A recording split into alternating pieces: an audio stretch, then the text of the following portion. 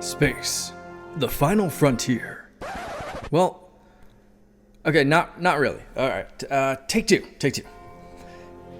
Here in the Mitten State, welcome to Code 47, bringing you all things Star Trek, spanning the quadrants, the best thing since the neutral zone. Hey, we're back. This is the Code 47 podcast on the Secret Friends Unite podcasting network. This is episode 154. I am Charlie Carden, your humble servant, Trek Lord of West Michigan, joined as always by my number one podcasting buddy, Peter Stein. Peter, how are you? Doing all right. Excellent. And a very special guest, someone who's been on the SFU Network before, but on the Star Wars side, that will probably get her back because Peter and I now run that show. But this is my friend Joe Colton. Hi, everybody. I'm so excited to be on this show. I said Star Wars, and that's when her eyes lit up. So we'll deal with that later. I'm excited about ththings that were announced, but I'm excited about Trek because deep down in my heart, I'm a Trekkie. I love it. That's what I like to hear.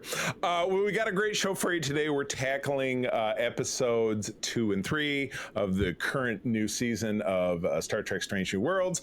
And then we're moving on. Peter and I are going to move on to talk a little bit more about DS9. But before we do that, we also have some news to talk about. But before we do that, as always, we'd love to talk about the awesome folks over on our Secret Friends Unite Patreon. If you visit patreon.com/Secret Friends Unite, early shows, ad-free shows. You get an exclusive Discord channel just for Patreons, free for 7 days, half off that first month, and then you stay on board for as little as $2 a month, which is a sweet deal, trust me. Folks like this are down with that. My buddy Derek, who is the figure dude, Francie, who does my wife's hair, Mr. Luke Lower, Xbox Expansion Pass, and my uncle Tim Horan down there in South Haven, Michigan. Also, John Sedorf, Brendan Myers, Corey in HD, Matthew Keel, my buddy Kurt Krug, who helps us with all those great interviews that you hear on the Spotlight, Tanya Lee, Chipotle Bear, Famous Seamus, Jay Newport 007, Cam the Movie Man, Brian Osterman / Darth Prozac, and FR8 / Freight Conductor. Not going to get that one right. Todd gets mad over on the other show when I say it the wrong way. I'm sure he gets it. But anyway, and then, of course, the wonderful, our top tier Patreons, the awesome Nias family out there in the Twin Cities, Sean Stillman, Henry, very grateful for everything that you guys do for us. Again, patreon.com/Secret Friends Unite, week for free. Half off your first month, and then stay on board for as little as $2. Anyway, that's the end of the commercial stuff. Bopping back, San Diego Comic-Con happened now a weekend gone by. Peter and I, when we recorded Holocron last week, which was out last week, we talked about the Star Wars news. Now it's time to get to the Star Trek news. To me, the most pivotal thing that we saw was the Starfleet Academy trailer. We've been hearing about the show for a couple of years. We know it's going to be out in 2026. Joe, first impressions. How are you feeling about Starfleet Academy? So I always gravitate to the costumes, but seeing the leader or the chancellor, the director, right? Holly Hunter. Holly Hunter. Yes, I forget what her rank is going to be. Probably she's a captain. She's the captain, yeah. but normally you would be like the superintendent or commandant. Yeah, I thought it was going to be a commandant. But I love Holly Hunter. She, the speech she gave just gave me goosebumps. It gave me hope. It gave me a resurgence of happiness. And I was really excited. Second, I looked at the costumes. Some I liked. Some I was like, oh, I don't this. Yeah, Peter, that was your first note. You were like, my God, when will it end? Yeah. You don't have to continually make new costumes for every single scene. Look at this one. You have variations of this, but it stayed the same for Yes! 10 years. Yes! Yeah, right. Leave it alone. I know. It's like, Joe, you work in your real life, you work with a lot of military folk, and they have different uniforms, but they don't get a new one every other month or every quarter. Then it'd be like, and here's one that has bells on it or something. It's like they have the same, like, it's BDUs, or in the Navy, it's the summer whites, or it's the Navy in the winter, kind or of whatever. in the name of the thing, right? It's called a uniform, meaning it's all the same, and they are not. And before the digital camo, it was like 30 years or 50 years before it was changed or like majorly altered. Like, stop. Also, if you're doing it because you're trying to trick the cosplayers, stop. Yeah, right. Yeah, that is definitely part of it. Right. I just, yeah. It's just so we came on to talk about the content. Kind of like, yeah. Some of them are like, they're very nicely made and they sit well. However, they're like, now they're becoming like the knockoff off the knockoff off the knockoff. Like, just get one. Pick a lane. Yeah. Keep it. Even Star Trek Online does it better. Yeah, right. You could have kept it. I know this is like not a popular opinion, but you wanted the Academy? Leave the Greys from the movies, the recent movies, the J.J. Abrams. Right. They weren't that bad. Nice. Just alter them. Yeah. Just freaking alter. I don't know if you can swear. It's like 11 o'clock in the morning. Okay. Yeah. Just freaking alter those. They were uniform. They looked like cadet uniforms. They looked like they would be for an academy. Just stop. Yeah, right. Stop. Oh, stop the insanity. We got a name for the episode. I love it. Stop the costuming insanity. All right, I'm going to type that. Peter, your thoughts, please. It looks interesting to me. I'm curious to see how they're gonna do it, because like the whole premise is like, this is the first year Starfleet Academy has reopened after 400 years or whatever. 120, but close. 120, a decent amount of time.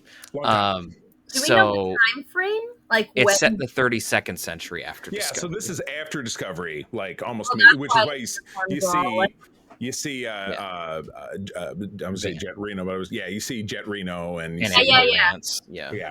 I didn't know if she was gonna play her character from Discovery or if she was gonna be like a new character, an ancestor a la Soong. Yeah, that could work. There'll be a Soong in it too. Watch out. But yeah, so it's interesting to see what they've got. The hybridized aliens are interesting. We got a Klingon Jem'Hadar mix.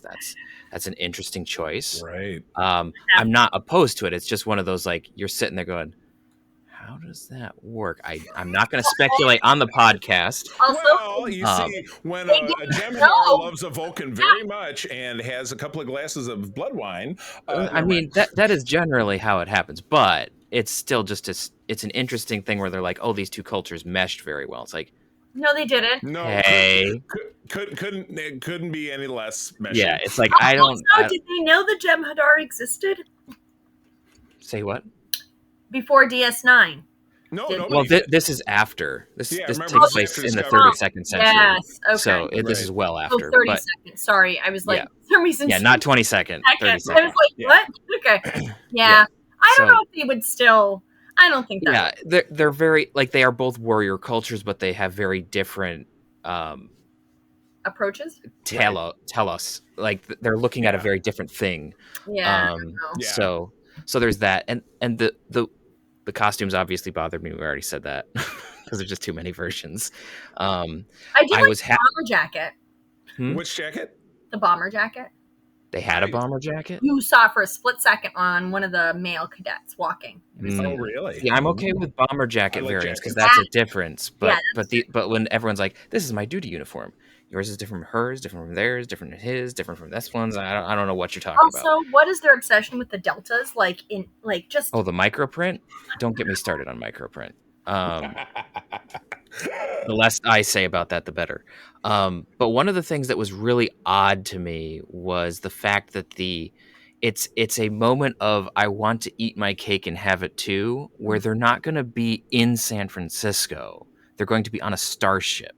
Right. So the Academy is a starship now. And it's like... After them making a big point. Yeah, they're like, we opened up San Francisco. And it's like, but you're a starship, so you want to have adventure of the week on a different planet, but you're an Academy show. I think there's a better way to do that, because it doesn't make sense to put your cadets, who are your newest, brightest, the future. Let's go put them in danger on purpose all the time. Here's a scary alien. Good luck, kid. Yeah. Oh, by the way, we're the only ship around, so we have to go fight the Borg tomorrow. Tomorrow. It's on the calendar. Yeah. It's just one of those, so A period is canceled because the Breen showed up. It's just one of those, I get it, but I think it's kind of stupid. Wait, it's not on a star base? No, it's a starship. It's big enough to be a star base. Right. But it is if you look at it, it's got a saucer and it's got 2 pods in the back. It's got a neck from primary to secondary. It is a starship. It's as big as Starfleet Academy campus. Right. So it is a micro star base. But it's it's a micro why? Why? If you're going to do an Academy show, do an Academy show at the Academy. You can do lots. Everyone complains about how we have to spend our huge budget on all the special effects. If you're on Earth, guess what? It's cheaper. Yeah, right. You know what? I also can deal with if it was a star base. Right. If it was a star base somewhere else, that's fine too. Originally was. Of course, people bitched that DS9 was, they don't go anywhere or whatever. So eventually they expanded it out. But I mean, right in the beginning, I remember when the show first launched, people were like, they boldly sit where no one has sat before. And then, they had the runabouts to get around or whatever it is. So, you're right, Peter. It's very much cake and eat it too. And who knows what they're going to make of it, though. Yeah, it could be fine. It's just eh. Yeah, it's just I am hoping, because again, Joe, I don't know where you landed with Discovery. Peter and I didn't love on it so much, but I like the setting, putting it 800 years past other things that we've seen. Because if I never see another prequel in my life, it'll be great. And I'm not trying to knock on Strange New Worlds, but Strange New Worlds is great. They did it right. But I wasn't I was not a fan of Discovery in the beginning. The moment I saw what the Klingons look like, as a Michael Westmore fan, and I was like, why? This is worse than the TOS Klingons with the drawn lines. Yeah, right. The Fu Manchu mustaches. Yeah, you overdid it. You went way overcorrected. Right, and then you went we can't do TOS, but you know what we can do? We could go really hideous and horror but then it makes no sense. Right, exactly. Yeah. So the overcorrecting into oblivion. So that's why. But not enough to be my Trek. Yeah, I know. So to try to wrap this up with a bow, so that we can move along, but I 100% like the setting. I hope they do something great with it. I love Holly Hunter. I love seeing Bob Picardo back in the mix, because I've met him and he's delightful, great dude.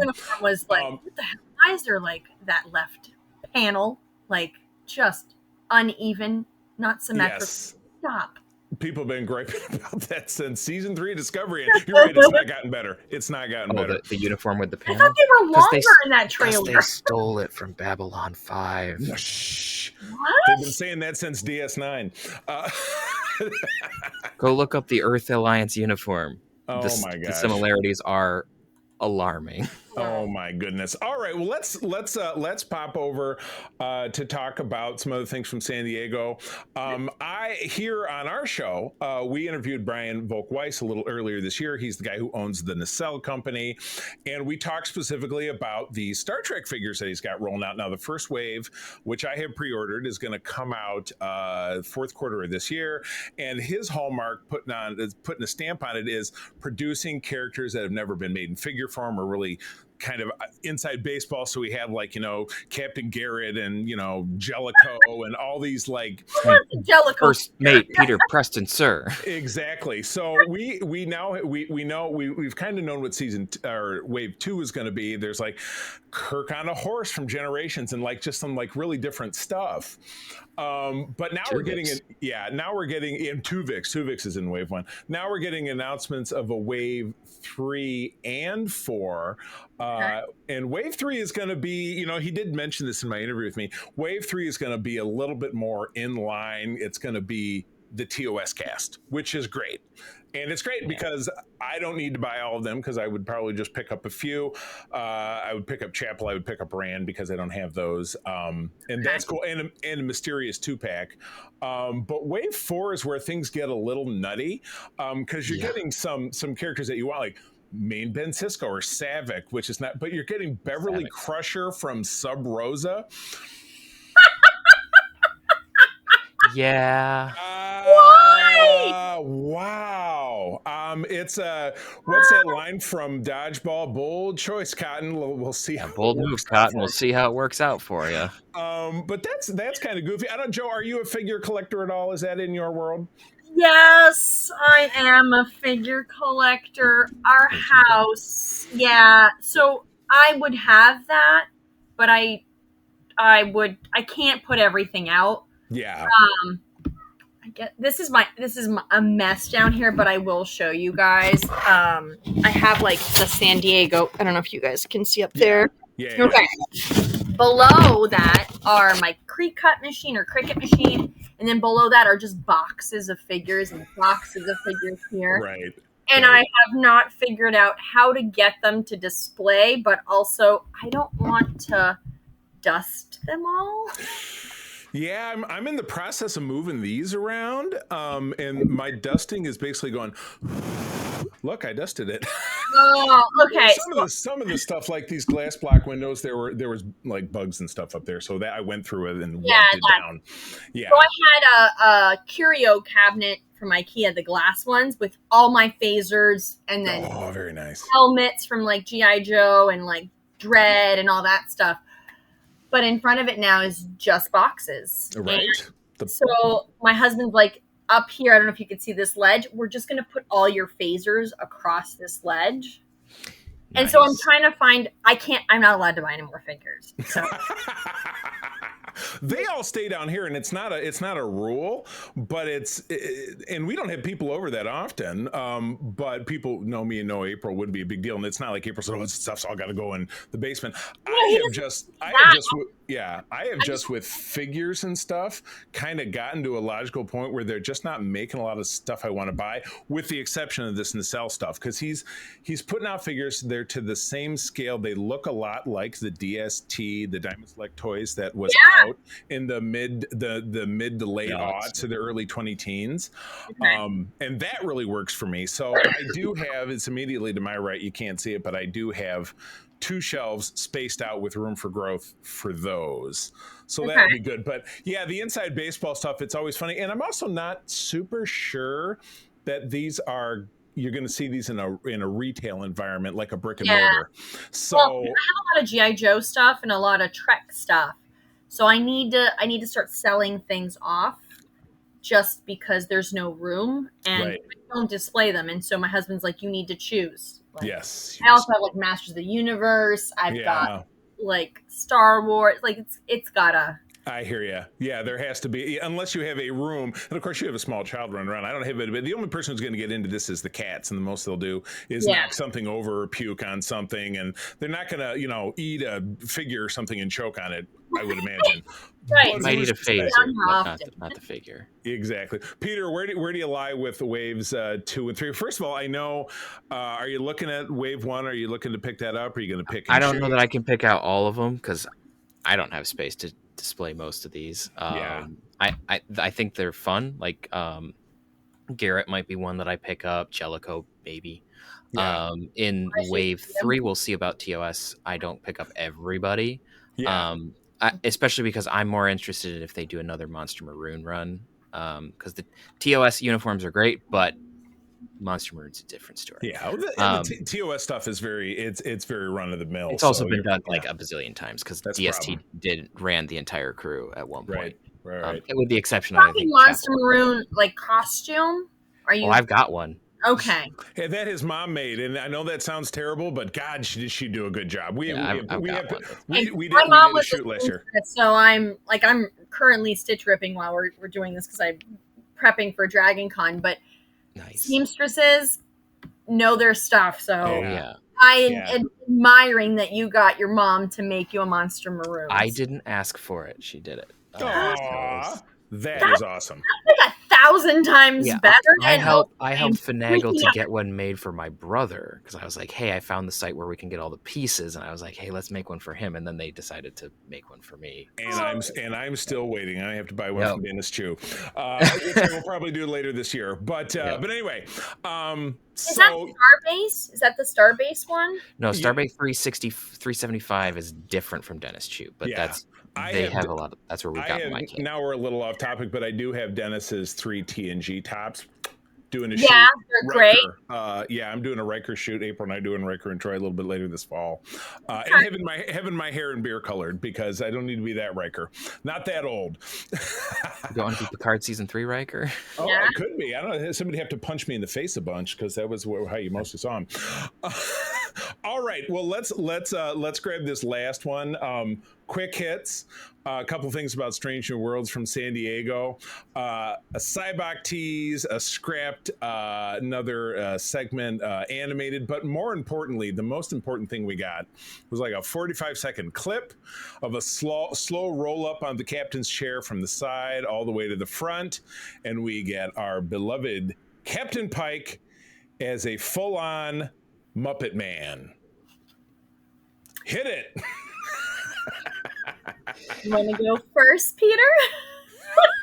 If Fozzie Bear doesn't appear on the transporter, I'm going to riot. Yeah, right. He's going to beam up the rest of the crew. Oh, they could be. They should all be Klingons, don't you think? Can you see Kermit as a Klingon? I don't think I could see Kermit as a Klingon, but maybe a Vulcan.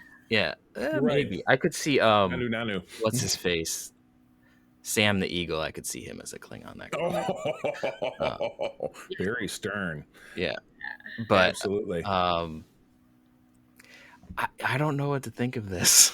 So I have to say, are you done? I didn't want to interrupt. I had a thought, but so I appreciate that they're willing to try different things, but there's a certain part of me that's like, this feels very gimmicky, like the musical episode, and it's like I'm not a fan of gimmicky. I'm fine with different and unique takes, but when it's a gimmick, it's like and that's when I read the interview that was surrounding this, that's what it felt like, and I'm like, I don't know what I think. It still could be like, I doubt that it's not going to be funny. It's going to be hilarious, but just the world building showrunner backside of my brain is just like, what?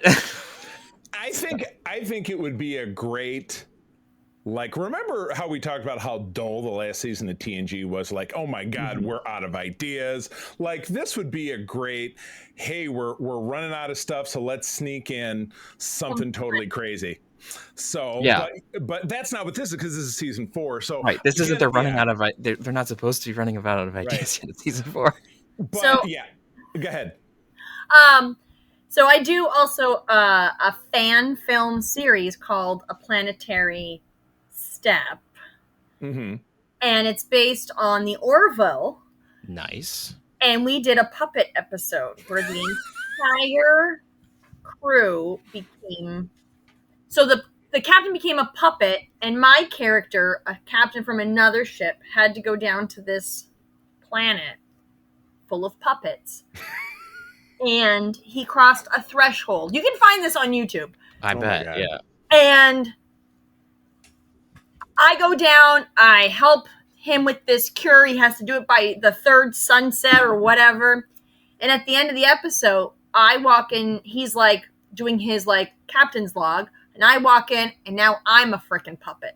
Oh my God! Oh, it's a threshold. There's a way to do it. Yeah, you can do it, and it can be. So he was like, I thought I was going to the bathroom, and I crossed this threshold of this like old temple, and it turns out like a human that like a spiritual leader or guide or whatever has landed on the planet, and he alone will lead them to a different direction or give them like purpose. I mean, that's a great plot line, and if they steal it, whoever wrote it, you might have a nice lawsuit on your hands. You never know. I don't know if they would think this through, because if it's like hokey, I think it could not land. It might not land well.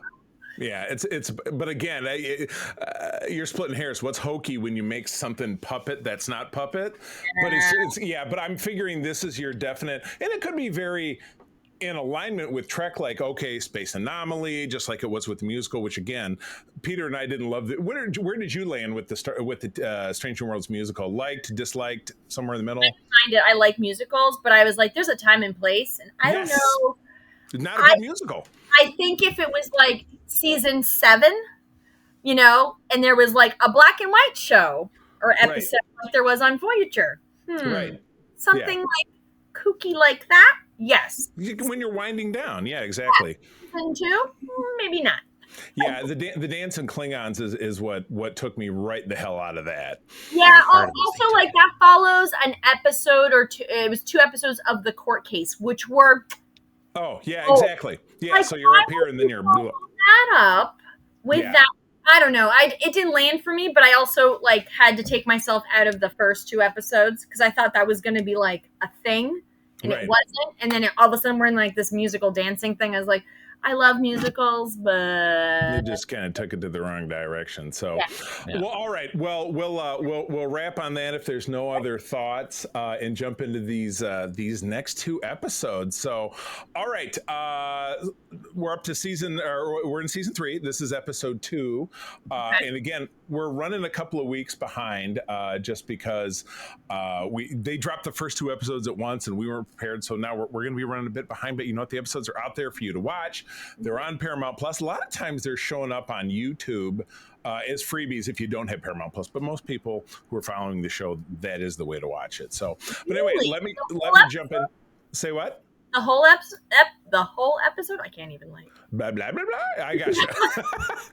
Yeah, in a lot of cases that if you just watch headlines, they'll be like, hey, the whole first episode or the episode 2 is available for a limited time on YouTube, or you can watch it on CBS or something. It's been happening. But anyway, all right, let me jump in with episode 2 is Wedding Bell Blues. So here's a quick summary before we jump into our thoughts. 3 months after the Gorn conflict, the Enterprise is being repaired at Starbase 1, and the crew are preparing to celebrate the Federation's 100th anniversary. Pretty nice. Following her research fellowship with archaeologist Dr. Roger Corby, Chapel rejoins the crew and brings Corby as her new romantic partner, disappointing Spock, who had hoped to rekindle his relationship with her.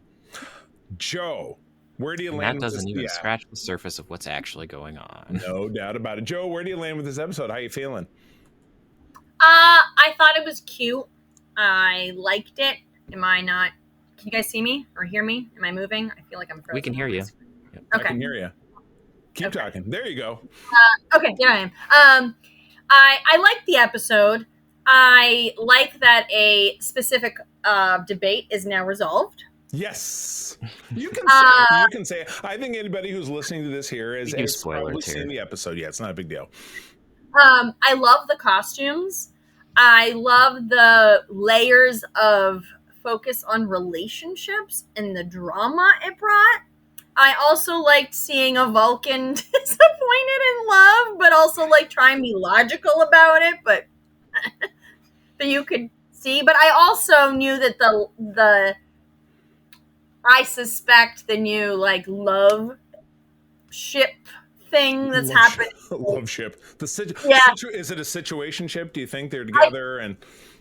I think the new situation ship for Spock, who by the way I think is more of a hoe than Kirk. If you look at it, the way that they're writing him, they're really teeing it up. And of course, I'm gonna dig into that because that's making me less, and that does continue to evolve in episodes that are coming up. I've seen tastefully. He's not like running around like just hoeing it up. Like, yeah, it's not what you would necessarily expect out of Kirk, but yeah, I mean, I've seen through episode 5, which episode 5 drops next week, and then I did just get my screener for the rest of it, so I'll be watching those. But yeah, Spock is. I'll go last, so I'll reserve my thoughts. But please. But yeah, I enjoyed I thought it was entertaining. I liked the next episode more so than this one, but I loved hearing John Delancey's voice. I got goosebumps the moment that the drinks were made, and all of a sudden, like, behaviors change, and I was like, oh, they're gonna do this. So I really enjoyed it. I Dr. Corby, to me, like, he grew on me in the episode. The first time when I saw him, I was like, oh, he's the new love interest, like paint by numbers kind of thing. But I did not expect him to be turned into a dog, which had me laughing. It is a reference. Yeah.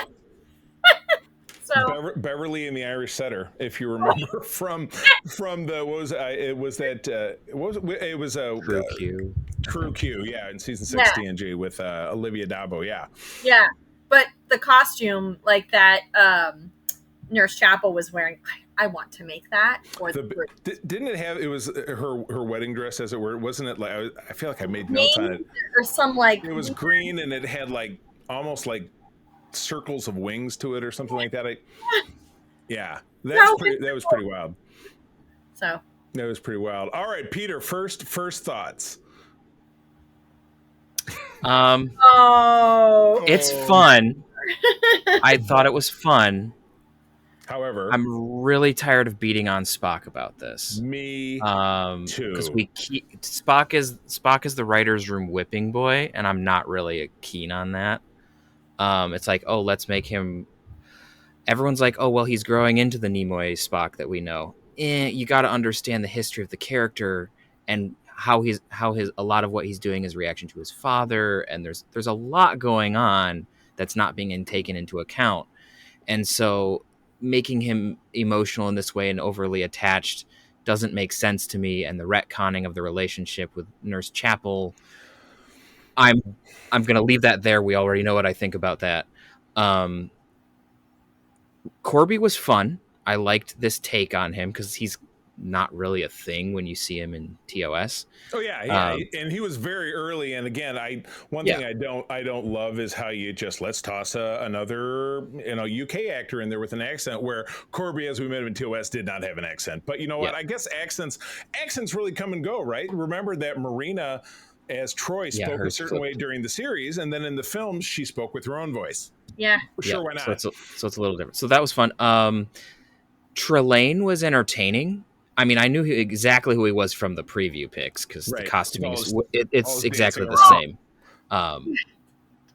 Magnificent costuming. The costume was great. Yeah. So, and the attitude, he did a very, very, very good job of playing that character. Mm-hmm. Yeah. I have mixed feelings canonically of him appearing at this juncture. But just because there's people who do meet him in the Squire of Gothos who are here who would know, and so it just makes it odd. But it's fun to see him there. Him making the finger snaps without the Q sound was a nice little touch there.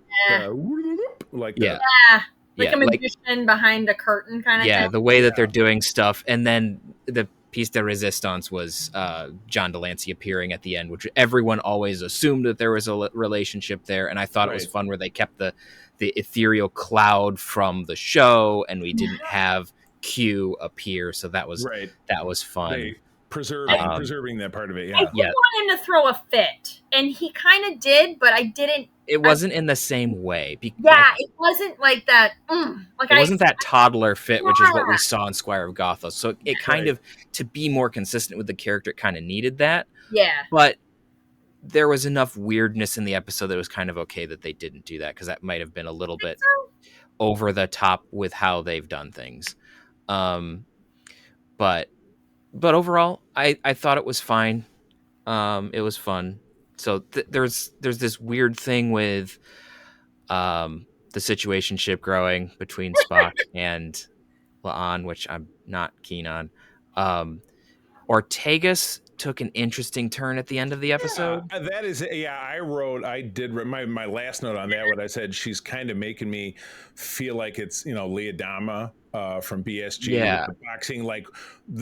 There's some PSD, there's some serious frustration. Then she has that last bit that she's looking at her reflection. She's a Gorn in the background. It felt a little, I don't know. It felt to me like it came a little bit out of left field, in the sense that the way that Ortegas interacted with the Gorn wasn't at the same level as like La'an. Even So though it just she got shish kebabbed in the last episode, which yeah, by the way, but kudos for her for actually being alive, because right, she but lost it's like a gallon of blood.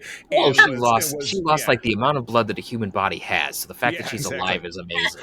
She's just She sucking lost 2 blood through a liters. straw to put it back in, and it's just shooting back out again. But it's just one of those, like, obviously trauma and PTSD affects people very, very differently because each psyche is different. But it felt like it was just a very quick leap of we want to have someone having this issue that we had with La'an earlier, but we've had her have some healing, and so now we can't do that. So, surprise, here's another character who has the same thing. It's like, I feel like they should have, throughout the episode, maybe had her hear whispers, or like... They should have had something else going on.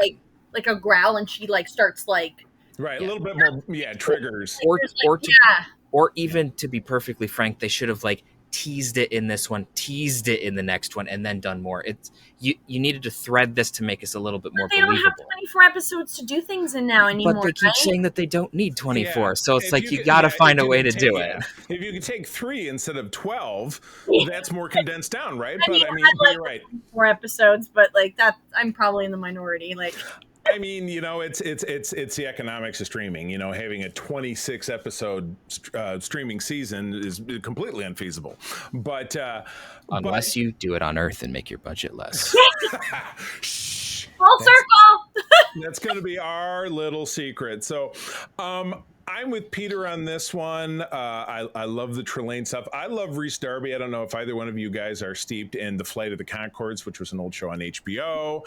I'm familiar with him from other stuff. But this flag, Our Flag Means Death, which I've not seen, but he's delightful. And he had a nice turn in the Jumanji movies that came out in recent years. But I love him. I think he brought what was needed to this role, but I'm really getting to the point where I can't stand Chapel. She's kind of making me nuts. And it was really underscored when she sits down after we're getting in the last act and it's been revealed that the whole we're getting married thing has been put on. She sits down and she says, well, I don't like having my feelings played with. And I'm like, how about that? You don't like having your feelings played with. And then you act like you don't understand why Spock is so upset that here's my new boyfriend. Hey, are we going to be good? This is my new boyfriend. We didn't actually break up, but here's my new boyfriend.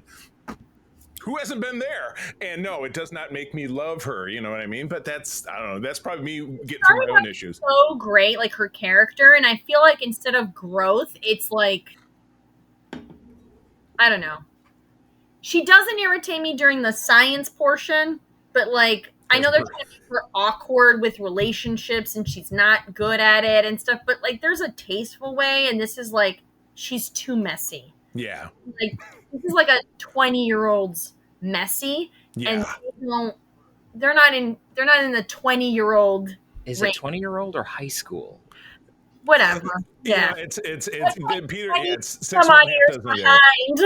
Yeah. I'm at. But it's just too messy. Like, and in the future, people, I feel like, would communicate better. Like, this is not. Yeah. Like, you're a Starfleet officer, not in high school, and you're like, oh my god, I'm gonna like passive aggressively bring my new boyfriend, and he doesn't need a room. He's in my room. Like, what? You're killing me.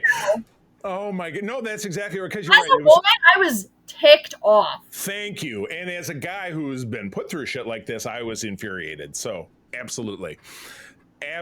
So yeah, it's making me really loathe her more and more. But I said Christina annoys me, but the whole thing comes together and Rhys which really is weird because like the writer's idea was to make that character more fleshed out and more interesting because they felt that she wasn't written very well in TOS, and this is not helping her case. Yeah. Well, they did.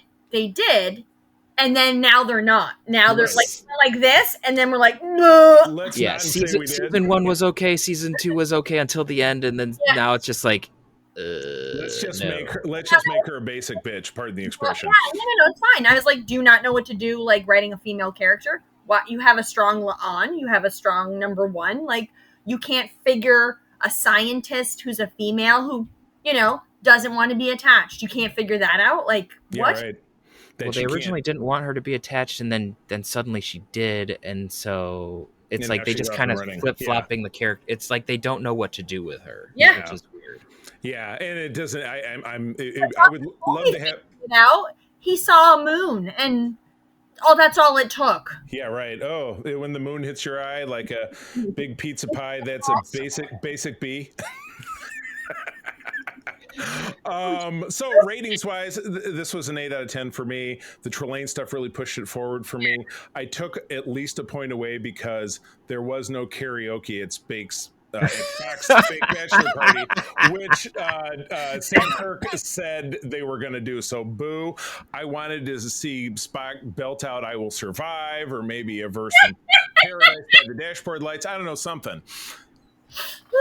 Good karaoke stuff. So anyway, how about for you, Peter? Ratings wise? That karaoke thing just sounds amazing. I mean, Sam Kirk's sitting down and break it, and I don't know, singing "Journey" would be hilarious. Don't stop believing. Yep, that would be really funny. Because I could see him do that. My nose. Anyway, I would probably give this one a 7.5. Yeah, because some of the Chapel stuff really killed me, and just because we keep whipping Spock, I'm just kind of over that. Yeah, fair. But outside of that, it was fun. I laughed out loud at a whole bunch of stuff. Yeah, So for those like Peter, you're negative. No, I thought this was fun. It was good. He's not made out of stone. Joe, what about you? I would say probably a 7.5 because Chapel really grinded me. Like I like the costumes. Yeah. She really took me out of it, even though like it was centered on her. Like when she was under the mind control, I liked her better. Yeah, right. Yeah. That's not good. I know it's really not wrong, but yeah. Yeah, that's hurtful. So. But yeah, I liked the costumes. It was a fun episode. Yeah, so 7.5, and I take it away because of Chapel and the Ortiz Ortega's weirdness. Yeah, Ortega's not weird. It was a little awkward. I understand what they were trying to do, but if you don't have the subject matter expert, you can always call a guy. Phone a friend. Yes, absolutely.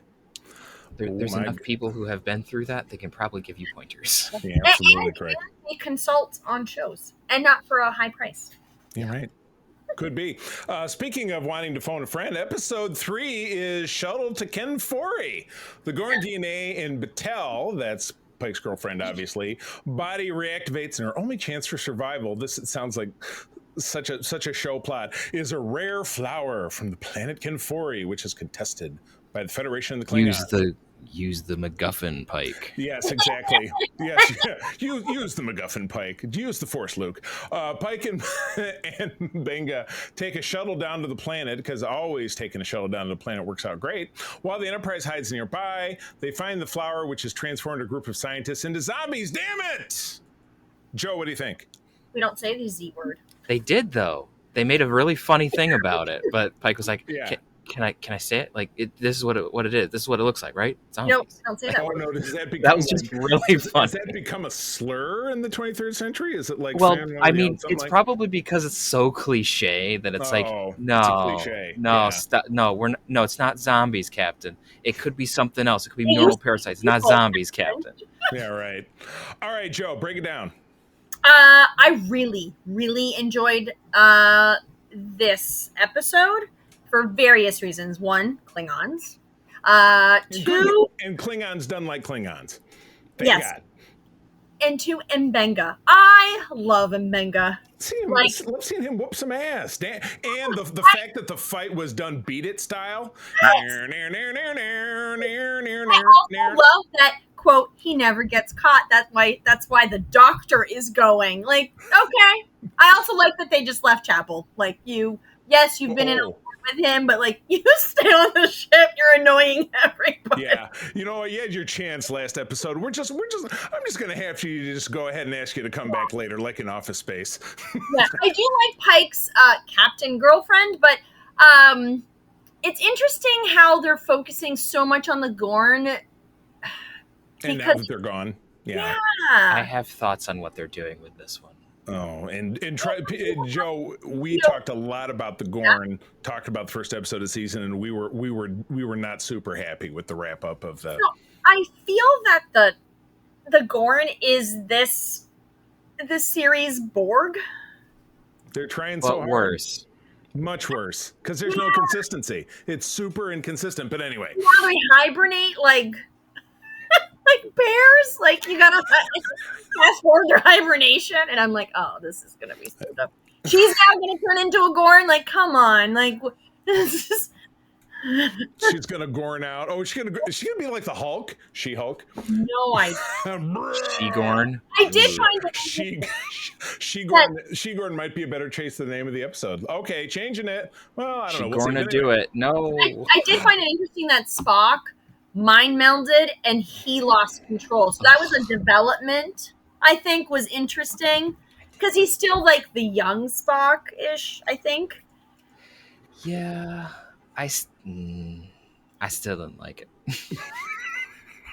Hey, it's better than emotional Spock, right? Like Spock talking about his feelings. It is. The thing with that mind meld, it felt like someone watched Sarek and took the wrong lesson from it. Let's do it backwards. Oh my gosh. Oh, and let me not, I'll do a quick aside from at least from my notes, but Una's attempt at the hair shell. What? The braid, right? It went like this. But it's not like, it's literally like, it's just, it's a bowl cut. They're like, here you go, bloop. It looked like they were trying to do Princess Leia's haircut from episode 5 and then just did it weirdly. So, as a woman who's done that hairstyle. Okay. Needed a bump and the braid to be back here a little bit and then another bump. Right. It just looked like there was a bowl on her head. Just that would have looked like to me. This giant thick braid that went just in the front. I was like, you're just and now your eyebrows are bulging. Like I don't understand it looked almost like a Renaissance noblewoman's hair setup without the veil. And Victoria. Like even that is like at the hairline, not on part of your head. No, it was just This felt like a very like Janeway-ish kind of thing because you know how they did some changes with her hair as time went by because she had the bun and then she had the ponytail and then it went short and then it seems like it went back again. So I'm not remembering until I rewatch episodes 5 and 6 when we get on to our next one, but yeah, just whoa. But anyway, okay, so where are we? Joe, you were still talking and we got on a tangent. Other thoughts? I did like seeing number 1 in the captain's chair and kind of like taking control. Yeah. I love Rebecca Romaine. Totally. And I liked the interaction between number 1 and La'an. And La'an could identify triggers and like, that's a warning. Ortegas is not doing well. And she wanted to look at the hopefulness of like, oh, she's going to be okay. Right. La'an was like, I have been through this. This is not going to be good. Right. And at the end, it wasn't good. Right. And narrator, it was not. It was a Morgan Freeman moment, exactly. The way you think it is. Yeah, right. And at the end of it, she got almost screwed. Yeah, so, she got put on. She got kind of time off with no money, so to speak, or whatever. Yeah, she got grounded. But you can't do it again. She said. Yeah, exactly. You're on short final, getting the boot. Yeah, no matter how good you are, you can't like you thought you were doing great and you could save the world, right? Like by doing that. But you didn't know that the captain and Mbenga were about to steal a ship and save themselves. Yeah, so need to learn to follow orders. I did love the reference to report to the warrant officer for chain of command training. I like this thought of a warrant officer like being on the ship who's like the stern school mother who's like, well, we got to sit down and talk about because you're not good at it. So I see like the warrant officer is like the lady with a big bun hair, like a librarian, big crazy hairstyle, glasses on the bridge of her nose. That's the warrant officer. Has a face that's just like sucking out a lemon face, like that would be funny. I did think it was kind of interesting where they were for Ortegas. They kind of took they took the same decision or a very similar decision that Burnham did in episode 1 of Discovery and made it make more sense. Yeah. So they gave context to this one. So it was still in the words of Nick Fury, this was a stupid ass decision, but it did make more sense. Right. Oh my gosh. So Yeah, I was loving on. I like how Pike is making, because in the doc and the Pike, they're buddies. Like they're talking about like how they were on a planet once and drinking and having a good laugh. But when they're down on the planet, I do love how Pike's trying to like be all gossipy and be like, hey, what do you think's going on with Chapel and Spock? And then Mbenga says this line that touches my heart. Chris, may I remind you that I have 3 ex-wives? And I snorted because I have 2 ex-wives. So I don't ever give anybody my thoughts on anybody's relationship ever because I don't know shit. I must have missed that line. That's funny. No, it's great. They were walking through the forest in the beginning. Yeah. It's great. I must have, for whatever reason, just right. gone right past that one. Love the Klingons, and then the zombies. I tend to call them mossies because they all, they were all plant-like. So it was a lot more like The Last of Us, which we did have a viewer comment. They didn't have any clickers though, yeah. So it was so it's like Last of Us mashed together with The Walking Dead because they were carnivorous in the same fashion. Because that's obviously after the big beat it kung fu fighting fight that our Klingon gal, what's her name, Bertha or something? It starts with a B. Breatha, I think. There you go. I don't remember. But yeah, it doesn't really matter because in the end of it, she gets crunch because she's on the ground and they're all swarming her and she's like, Rah! But I love that. She could have not done what she did. She was being a dumbass. I've got to get my honor back because you killed my dad who is dishonored, but because you did it and I didn't, if I kill you, then I get my, like, you know what? Klingon stuff is such bullshit. I mean, come on now. Let's be for real. Klingon stuff is fine. It's just sometimes we add extra wrinkles that don't really make sense. Right. Yeah, or exist. Yes. Yeah, you wrinkle yourself back around in a circle. Yeah, it's like you already have enough forehead wrinkles. We don't need to add more. Yeah. Now you have wrinkles on your chin. You've turned into the Jem'Hadar. Which maybe that's what we saw in that trailer. Maybe. Too many cultural changes, too many wrinkles to Klingon lore, and now they're Jem'Hadar. I don't know. Right. Soon we'll get an alien that's just prosthetic corners. Just. What's his face from Red Dwarf? Just too many corners. I do love that a Baldric can just turn into like a sweet ass whip. She's just like that worked for me. It was neat. I thought it was dumb, but I thought it was neat. If you look at what like Core wore in the old show, or even what Worf wears, he's not going to take that out and start whipping people with it. Well, those are more for show or for like it's a piece of like cultural heritage stuff. It's flair. Yes, it's flair. You can put badges on it and stuff. So it's flair, like from Office Space. We just keep coming back to Office Space. Yeah. I thought one thing that I thought was kind of cool, and I know people are going to be a little surprised. I liked the redesign of the environmental suit that they wore in sickbay for this. Yeah. Because they kept the pattern from the old like synthetic lace weirdness over top orange something or other. So they kept that kind of pattern, but then they made it actually a glass faceplate, which was good because otherwise it doesn't make sense as environmental. Really? It's just a tarp I put over and there's no seal, but it's going to protect me? Yeah. So this was a nice kind of update to that particular costume. And so for those of you who think I don't like anything new, I did like this. Okay. That was a good change. Hey, broken clocks right twice a day, right, Peter? I did not like the science behind this episode. I thought that the inciting influence to search for the MacGuffin was a little stupid.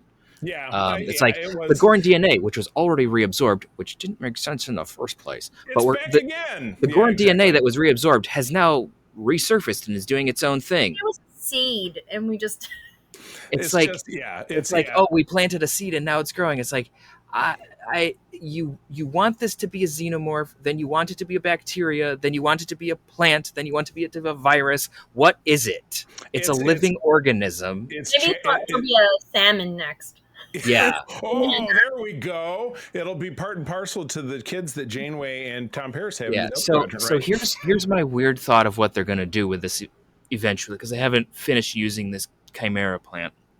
Part of it's in the name chimera, right? They're going to smoke it. I know it. It's But what I think they're going to do, even though this breaks with their own canon, if you go watch the first episodes of Discovery and look in Lorca's menagerie of weirdness, I have a feeling that what they're going to do is to use this chimera plant to retcon explain why the Gorn now look more humanoid than they do now. And so when the TOS Enterprise encounters the Gorn, it's like, what the hell is this? Well, it's the new version of Gorn that have been bred out of a chimera-ized Batel, and now the other Gorn are gone, either eaten or whatever, by this new breed. I think that's might be where they're going. It could work. I don't hate the idea. I hate it, but I don't hate it that much. It's bad, but it's not worse than what it's, we already have. It's one of those things where it seems like they're trying to lean towards the Klingon explanation episode in Enterprise, which did a really good job with that. Yes, it might be a little campy for those who didn't like it, but it did a good job. And Star Trek is good when it leans into the camp sometimes. Yes, so sometimes, not all the time. So I think that might be what they're going to do. I kind of hope not, but that seems to be where they might be leaning. Yes. Other than that, it was kind of it was okay episode for me. Zombies are kind of overdone for me. Yeah. So it was like, whatever. I'm still on the fence in terms of M'Benga's kung fu skills, kung fu Klingon murdering background. I'm okay with it. I know a lot of people are okay with it. I'm just not sure what I think about it. So I like it because it takes a different approach. Like, it's not like the very perfect doctor who went to school, who did this. Like, he has a past that is not as... See, here's the thing. Like, Dr. McCoy was the same way. Like, if you get into Dr. McCoy's backstory that you hear bits and pieces of... Yeah. He doesn't have, like, a perfect thing either. So it just... I don't know. It just seems like, let's just add trauma and, I'm a secret murderer in the background. And I don't think everyone needs to do that. As Pike said, he is not a murderer. He frickin' murdered that guy in sickbay. I don't care what anyone wants to say. That was murder. Walk over there, Stab. What? Yeah, that was straight up murder. May that guy have deserved death? Maybe, but that was straight up murder. He's just a man and a friend, and that's it. Oh boy! All right. Well, Peter, where do you rate it 10 out of 10? What do you think? This one's probably going to be a 7. Okay. All right. So. All right. Joe? 8. I gave it a 9. I love the adventure on the planet. And again, I'm a big Last of Us season 1 only. I was crazy about. Walking Dead are the same. The first 4 seasons was great, and we love it. April loves it more than I do, so we still watch the shows, but the magic is gone. But I love the satisfaction of somebody finally getting tapped down and getting eaten. It's cool to watch. I love it. I love it. Brandon could have killed that lady. Could have killed the ambassador's daughter, and he chose not to because the dark side. There's growth. Yeah, I'm not saying like everything that he does is bad. I'm just saying that in the last season, that was murder. And then on the way to the shuttle, he would have kicked a puppy. Anyway. A zombie puppy. Thank you. Oh, a zombie puppy. Absolutely. All right. Well, that wraps us up for the first part of our show. We'll be back in the next segment to tackle episodes 4 and 5. Joe, awesome to have you on Code 47. As I said, Peter and I are now handling Holocron, so all things Star Wars goes through us. So we've got a lot of cool stuff coming up, so we will involve you in that because we'd love to have you back. In the meantime, where do people find you if they want to talk costumes or Trek or Wars or whatever? Oh, goodness. Okay, so on Instagram, it's Joe Colton Cosplay. On TikTok, it's Joe Colton Cosplay. On X, I rarely am on X or whatever. Yeah. And on Facebook, it's Joe Colton Cosplay. I'm trying to like Blue Sky or Threads is Joe Colton Cosplay. There you go. I think that's going to be pretty easy to remember. All right, we'll take a quick pause. We'll be back in a second with the rest of our show. Hey, Secret Friends Unite, let me tell you about Zencastr. We use them for our show, and now they're supporting us. Zencastr is now the all-in-one solution making podcasting easy. It's the ultimate web-based podcasting solution. Provides high-quality audio and video podcast production and hosting. With a full suite of professional tools, podcasters can seamlessly record, produce, and publish studio-quality content, all from one dashboard. Being a creator has never been easier. And we chose Zencastr because of the ease of use, high quality output, and it makes it super easy for our guests to come on. We had multiple solutions we tried before, and Zencastr has just been the best fit for us. Why Zencastr? It's now super easy to record a podcast with Zencastr. Log in using your browser and start recording a high-quality podcast right away. Record studio-quality sounds and up to 4K video with your guests. Feel a sense of zen knowing Zencastr's multi-layered backups ensure you always have your recordings in the highest quality, even if the connection is unstable. Have you ever worried what you sound like? Zencastr's post-production process makes you sound buttery smooth. It automatically removes those ums and ahs in your recording. It removes those awkward pauses in conversation too. Set the right podcast loudness and levels while reducing background noise with the click of a button.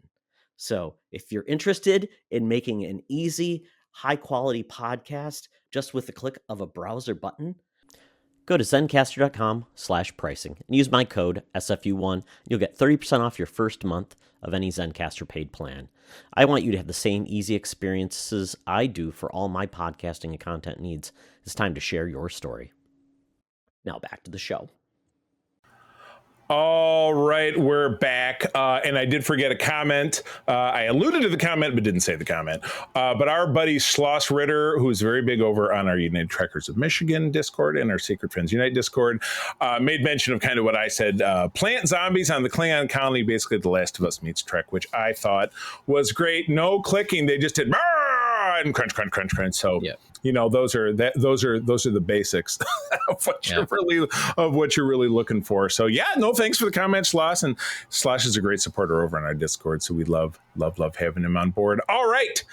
Deep Space Nuevo. We are getting into the second part of the season 7. And I have to say it again. I know I said it in the last episode. I feel like they didn't have a bad one really in the bunch of this whole season. And I'm sure I could be wrong. Mm-hmm. We could stumble upon one that's like, well, you know, it could have been better, but when I think about it, and again, we're covering 7 episodes in this block here that we'll talk about. I just feel like they were getting something kind of different and special out of every one, and a lot of variety. So it wasn't just, even though the story was ongoing, you got different elements of it, and I thought it was great. But anyway, why don't you, Peter, kick us off with episode 7 of the season? All right, episode 7, Once More Unto the Breach. Directed by Alan Craker, written by Ronald D. Moore, aired November 11th of 98. Kor, an aging Klingon hero, asks Worf to find him a battle assignment. Martok plans a cavalry raid of 5 birds of prey, hitting several key targets behind enemy lines to throw them off balance. Shenanigans ensue. So many Klingon shenanigans. It's interesting because the last time we saw Kor, which was in season 4, the Sword of Kahless. He and Worf, that was the first time they met, but they really didn't get along because the Sword of Kahless is kind of like this the Holy Grail. So yeah, it makes people act crazy, and you're like, I gotta have it. So it's gonna influence my behavior and make me really be kind of a big dickhead. And then in Blood Oath, he was in his prime with his buddies, with Jadzia. Like, he had a lot of great victories and stuff, but now we find him and he's down on his luck. He's got nothing going on, and nobody really wants to deal with him because he basically comes in the beginning of the episode and says, well, you know, I've been an asshole to all the wrong people, and nobody is returning my calls. He's like an aged actor who's washed up, who just can't even get a commercial on, you know, can't get a show on, you know, Lifetime streaming or something. So I can't get into a Hallmark movie, guys. I can't get into a Hallmark movie. I can't believe it. And then to boot, one of the people that he alienated was Martok. When Martok was young. Yeah, when Martok was going off to, academy, he got shot down because he's from the wrong side of the tracks. He's a country boy, and Kor is a, snooty upper cruster. And he was like, well, we don't really, without ever having any idea, they never met face to face. He struck his name off the list. So Kor had to work his way up. Gowron had to work his way up. Martok, blah, blah, blah, hello names. All the Klingons. Yeah, all the Klingon names. Martok had to work his way up from the School of Hard Knocks, and now he runs the Klingon military, and does not want to give. He still, he definitely holds a grudge. It's been 50 years or something, still holding a grudge, which I guess I get. People do that. All people do that. Yeah.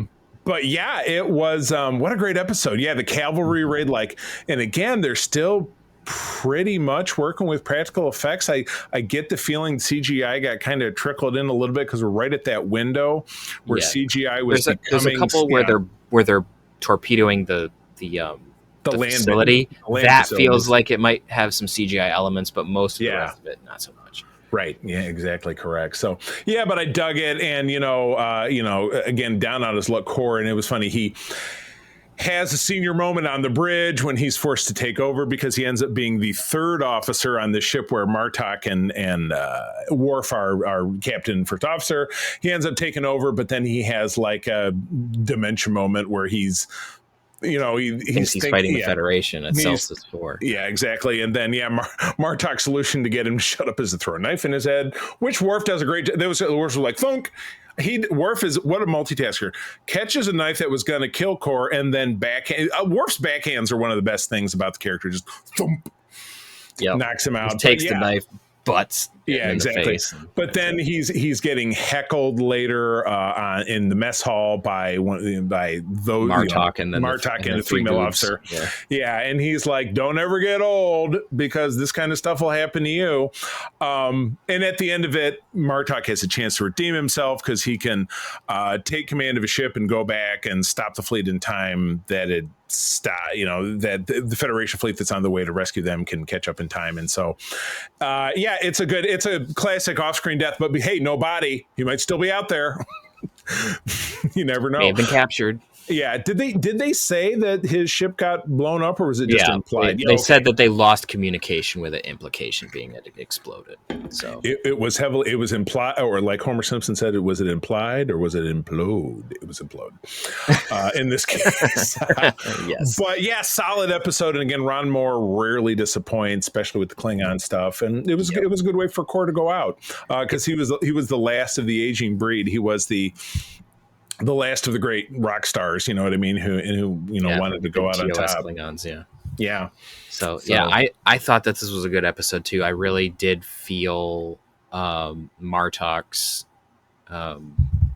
his the chip on his shoulder to Kor definitely felt real.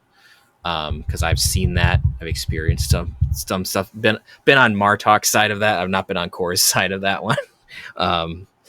But so I thought that was interesting. Well, in classic Klingon style, it's over the top because Klingons have to do everything big. That's what they do. So I thought that was good.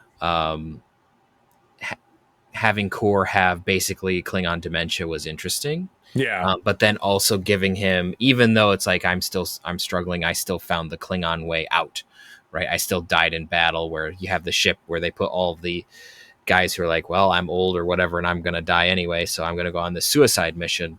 And then Worf was going to take command, and Kor was like, no, I'm going to do that because one, I'm capable, and two, you have something to live for. And so he knocks Worf out, leaves, and then he goes and blows up. Right. So yeah, but it was fun seeing Kor again and having him do his thing. So. Blaze of glory. Yeah. There was a similar moment in 24, which is a Fox show I talk about all the time, that Jack Bauer, who is our hero, has to fly a nuclear device out into the desert and then crash basically a Cessna, in the specific hole. But it's a suicide mission. But one of the other characters who's dying of radiation poisoning snuck on the plane and then talked Jack into finally jumping out and, with parachute, that he landed just far enough from the blast zone that this guy was able to fly it in and basically have his core moment. So those two kind of make me think of that, even though the one from 24 is somehow more ridiculous than the Star Trek one, because it was supposed to be based in some kind of reality. But anyway, solid episode, and again, they're not missing it. Like with this next one, this is a very pivotal character development moment that is reflected even just a couple of episodes later. But it's the famous, and Peter, this is one of your favorites, as I recall. So I have no idea. I have no doubt about where we're headed here. But we're talking about the siege of AR-558, Winrich Colby's seasoned veteran doing the directing.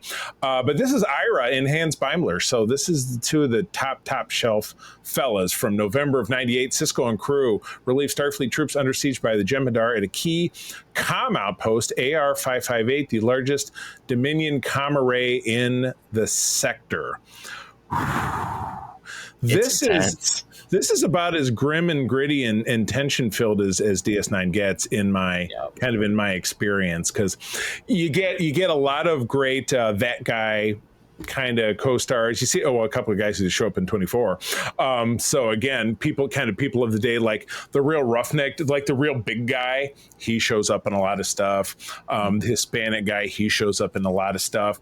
Appearance by Bill Mumy from Lost in Space. Boom. And Babylon 5. And Babylon 5, which is entirely possible. We may be discussing that on the Discord. Peter's still got to win. He's still got to win me over. Yep. We'll see if that happens. But the most pivotal thing is the fact that one of our own beloved is critically injured. Nog is on patrol and takes a shot to the leg that means his leg has to be amputated, which is, who would have seen that coming? It doesn't happen very often in the 24th century. Yeah, exactly. I think they do make a point in earlier episodes that the Jem'Hadar weapons are just that bad. Anticoagulant in particular, because they do with Munez in the episode The Ship back in season 5, because he took a shot to the gut, never stops bleeding. So this was, they got around it somehow, but you also had Bashir, and you had a medical facility where he could be preserved. So kind of like lightsaber rules, sometimes a lightsaber will kill you, but most of the time it won't. There you go. But this was tense. You get to see Sisko pushed to the end of his nerves. It's almost like Quark is there for some reason, but his being there still adds punch, because he and Sisko come to kind of blows emotionally, where otherwise you'd be like, what the hell is Quark? Like, Quark's there in the combat zone, which makes no sense. But he does get to be there with Nog, with this moment. He's there because the main themes of this episode are obviously war and the specific horrors of war. Right. And I think part of what Quark's function in the episode is to be like, well, I'm like, we always understand, like, the soldiers are someone's child, right? It's right. Someone's son, someone's daughter being sent out to fight. And so in this episode, they had Quark there. He's not Nog's dad, obviously, because Rom being there would be a completely different dynamic. Right, exactly. Yeah, wouldn't fit the bill. No, but having Quark there, who's a little bit more grounded in a way, but having Quark there as the family member. So if you had, like, it's the idea of, like, how would the parent react in the midst of, this is a war zone and I have to send your child out to fight. Right. Which is the confrontation he has with Sisko. Which is exactly what that fight is. So it's like, it's taking that cultural phenomenon of the Vietnam War, right? And then taking that and just smushing it together so it all happens in one spot. Right. Is kind of what I thought that they were going for. Right. With Quark in this episode. So. Yeah, and absolutely nailed it. And you get some nice moments with Bashir saying, "Hey, I joined Starfleet to save lives," and it's when it's commented on, "Hey, he's prepping, he's field stripping his weapon." He's like, "Well, you look like you're pretty familiar with that." He says, "Yeah, I've done it way too many times. It's funny. I joined Starfleet to save lives, and look at me now." So the only thing I'm kind of glad Chief O'Brien wasn't part of that, because it would have been like, well, Chief O'Brien's here now, he's taken over, because he's the battle hardened warrior guy when you think about that stuff. But you do get to see Sisko push to the limit when he argues argues with Quark. You get to see everybody pushed to the limit, with the Jem'Hadar and their relentlessness and everything. Freaking Houdini minds. Yeah, just God, what an absolutely powerful episode, and one of the rare ones that we do see a follow up to it, which is frankly in a lot of ways even more powerful. Just a couple of episodes later. So yeah, so Peter, one of your favorites without a doubt. You've mentioned it before. Yeah. Some of it has to do with just all of that. Because it focuses on the fact of how combat affects people directly in the moment. And so it's a very interesting reflection on that. And you have a lot of we haven't been relieved in 3 months. We were supposed to only be here for a short amount of time. Well, actually they were only supposed to be there for 90 days, so 3 months, and then they've been here for 8. So you get the idea of we're abandoned in the middle of this war. You get our commanding officers are all dead, and then you see the one who's in command, she gets blown up. Yeah, so, Lieutenant, was it Larkin that kind of that woman who looked half starved, because it wouldn't be. They did a great job of making the people there just look battle weary and dead. Bill Mummy's got a stubbly beard and stuff, and he's the engineer. He's a non-com as well. So it seemed like most of them were non-coms. Yeah, they were Marines, and so that's why you saw the different uniform with the dark shoulders, dark center, and then a band of green across the center. Was that? I don't remember seeing that at all. I just remember the one, the bigger dude was just wearing his undershirt the whole time. Yeah, no, the other guy, his sleeve was missing, but he was wearing that variant. Really? Yeah. So that was a Marine uniform. It's the only time we see it. Yeah, because the whole Starfleet Marines it's non-canonical. It's non-canonical, but we see the uniform here. Yeah, exactly. So, but I feel like that's never been addressed. So I'm going to have to do some digging because I forget exactly where I read about it, but that's what that uniform is. More on that, and if you're listening to this and you have feelings about that or information about that, please hit us on socials, because the whole Marine thing, like SFI, which I used to be a part of, Peter's still a part of, I'm actually still flying the colors because I like to support the Grand Petoskey, which is a chapter that April and I started here in West Michigan. But they're always very big with the Starfleet Marine thing, but it's always been is that really a part of canon? And it's just never been pinned down in a great way. But what you say is fascinating to me. I would like to know if that's a real deal. But anyway, episode 9, this one's yours. This is a great episode. But this one's an interesting one. So episode 9 is Covenant, directed by John Kretschmer, written by Renee Echevarria, aired November 25th of 98. Dukat, now a religious leader of the Bajoran Paw-Wraith cult, holds Kira hostage. Mika, one of Dukat's followers, gives birth to a half-Cardassian child.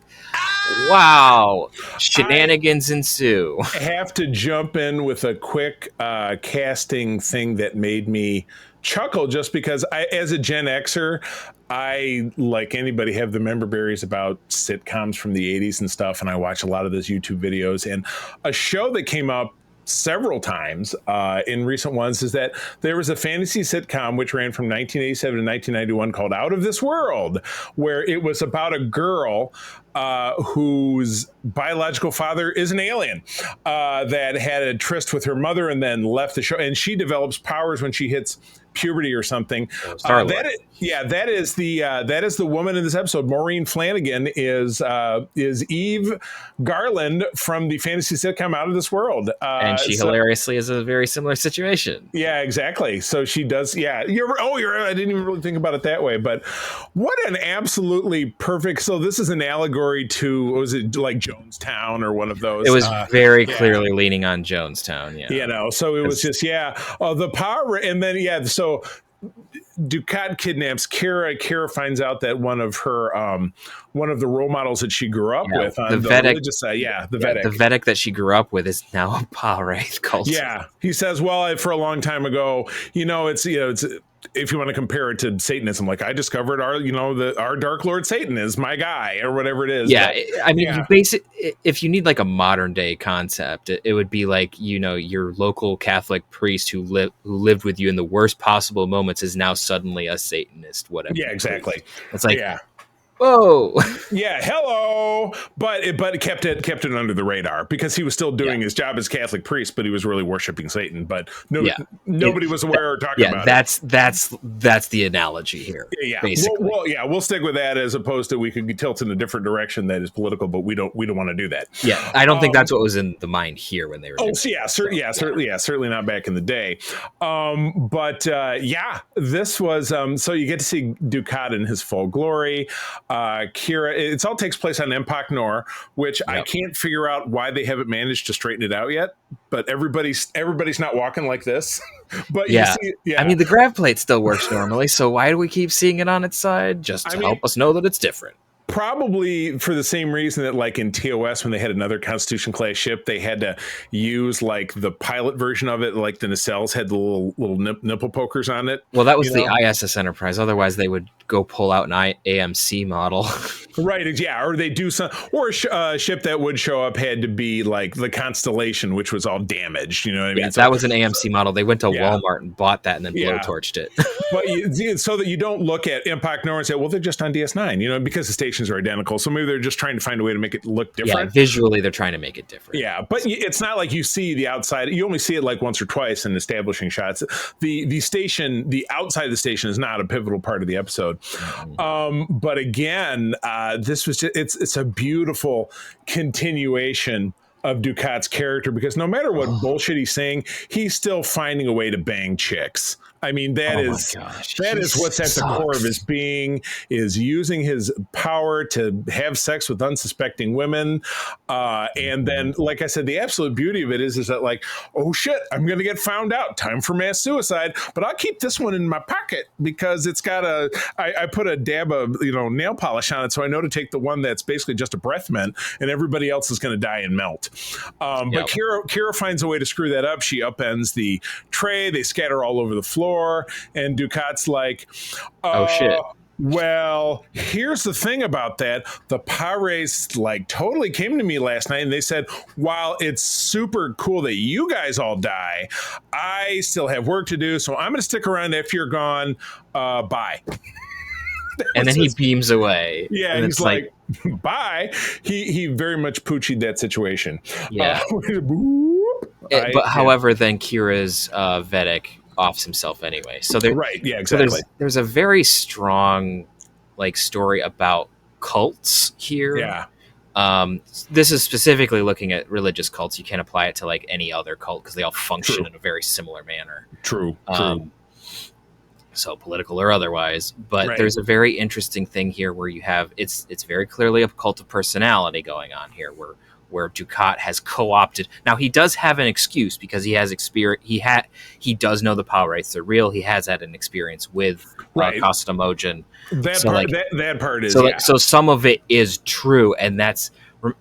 I don't know if you've ever heard the phrase, but the best lies are 99% truth, right? Sure. So there's a thing here with Dukat where the thing that he's saying is there is truth here. It's not all fake, but then the way that he twists it to make them he's like, oh, they all love me. It's like, Dukat, you're deluding them and you're deluding yourself. Dude. Yeah. And it's just, it's terrible. But then with the thing with the Vedic at the end, because obviously everyone figures out that he's full of shit with the Cardassian child. And then he tries to kill Mika to hide it. Cause he's like, she might spill the beans eventually. So I just gotta offer it. Yeah, you should just stay here and think about it so that we're not seen together. Oh, by the way, I opened the door. So it's just he just sucks. But sucks. Yeah. But the very end with the Vedic still killing himself, you can see just that. It's one of those things that kind of annoys me a little bit with how Deep Space Nine deals with faith at times, where you have it's like, oh well, it doesn't matter. I believed it, so it's true. It's like. That's not my experience of how that works generally. So it's very much the outsider looking at people of faith and going, oh, well, you just believe it and you choose to it. And so you're going to ignore all of the logical reasoning. So I didn't really like that. But with that having been said, there are people who do that. Yeah. And so it was something that helped the tragedy of that character, where it was he bought Dukat's line, hook, line, and sinker, and then was like, well, he was like, I'm going to focus on that part that Dukat said that was true, even though everything else around it make everything that he told us that we needed to do false and wrong. But I'm going to follow through with it anyway because my faith is strong and I believe in the Palais. Now, obviously, he was wrong, right? The Palais are dicks, but but it was still that added the tragedy of that character and seeing Kira deal with that. I would have liked to see Kira wrestle with that idea a little bit more later because I don't think she really touches on that much after this. Yeah. So that would have been an interesting thing to do with the character, to have that exploration of faith on a what does this mean because of the strongness of the Pa-Wraith cult, not just in opposition, but what does this mean for me? That would have been an interesting exploration, but I don't think we ever get that. Yeah, true. But yeah, solid stuff. And I just seeing Dukat be Dukat. It's delicious. He's a magnificently written. He's probably the best villain in Star Trek. Yeah, and he's just, without a doubt, he is a schmuck. Oh, he's just a schmuck. Such a completely layered asshole, which is a terrible expression to use. I'm going to retract that. All right, let's move on to episode 10. This one's yours. I did the last one. You get oh my gosh. Okay. Yes, you absolutely did. Episode 10 is It's Only a Paper Moon, directed by Anson Williams, who is Patsy from Happy Days, and who I was convinced when I was first watching TNG that he played the role of Riker, because I think he and Frakes looked a lot alike to me when I was 11 years old. So he will always be a little, so having him, and he directed an episode of Voyager before this, so this was not his first time. Mm-hmm. We have David Allen Mack and John J. Ordover doing the story with teleplay by my guy, Ronald D. Moore. From December of 98, Nog struggles with PTSD from the traumatic battle of AR-558. Where he lost his leg. So he begins living in the holosuite with Vic Fontaine. Wow. What an incredible 1-2 punch this is with the episode, the episode that is the sequel to, which is obviously 2 episodes back that we just talked about. And honest to God character development for a hologram, which is, that's, Voyager was going on at the same time this was on. So if this was season 7, Voyager was in season 5. So we were familiar with watching a hologram develop feelings and go through things and yada, yada, yada, but not really on this show, because that was not really the focus of, what DS9 had going on. And Vic was a relatively new character. He was part of the supporting cast, and one that you don't necessarily look at him and think, well, what's his backstory? Well, Nog falls into this place where he doesn't feel like he belongs anywhere, and his whole world is upside down, very cattywampus. But being with Vic, because of the hearing the "I'll Be Seeing You" song when he was laying in his convalescent bed on the AR-558 planetoid. I don't even know that we saw Nog in the program before this, but he gained an affinity for it through the song. And then, you spend most of this episode, and it's interspersed with some good stuff from Ezri starting to kind of come into his own as counselor and all this different stuff. And just, watching Nog fall completely into this world, and the fact that he's walking with a cane even though he doesn't physically need one. It's very psychosomatic. But when he's enwrapped in the joy of being in the program dealing with Vic, that part kind of goes away, and there's just a lot of different layers to this episode that just make it just makes it so good. Mm-hmm. Yeah, I really like this one too. There's some really interesting stuff with Nog struggling with that PTSD, where he's in denial about it, mm-hmm. in a way. So he's like, the doctors say there's no pain, but I definitely feel it. It's like, oh yeah, you do. But it's definitely in your mind. Yeah. And it's very interesting how Ezri tries one way, and then it's and then Vic tries a completely different way, which is more or less ignoring the supposed issue, and then dealing with you just want to feel normal again. And so, even though this is normal in 1962 or whatever this is supposed to be set, so it's Nog, you never lived on Earth in the 60s, but okay. Yeah, right. which is, there's some really funny moments with that of like, hey, Vic, I'll help you with the books. Where's your computer? Hands him a pencil. Here you go. I can do it this way, and he does. He sits there and cooks the books, and there's a montage that plays that plays against one of Vic singing one of the songs, and you see him there doing the click clack with the old timey calculator with the tape and everything. But yeah, it's great. It's absolutely great, and at the end of it, there is some.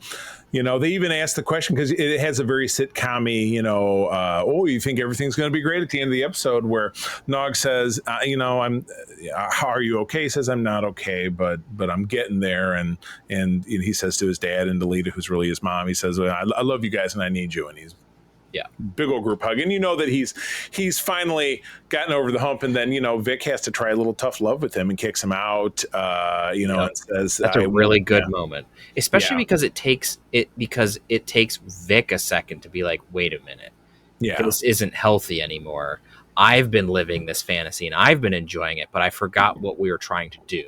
Right. And so you just see like, and it's really a cool moment with Vic where he's like, I haven't been on for all that long, so I get to like sleep and play cards with the boys and do all these things. So he gets to have a life, and so he's been appreciating that too. So he doesn't want that to go away.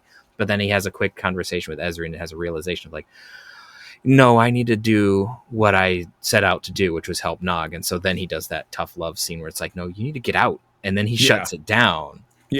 And which is really funny is Nog calls Chief O'Brien, and it's like, no, Nog, if Vic wants the program to be off, you can't turn it back on. He's got a mind of his own. Right, exactly. That was kind of neat. And then that's kind of dangerous. And then once Nog kind of like gives into it, then Vic appears and's like, so you ready to go?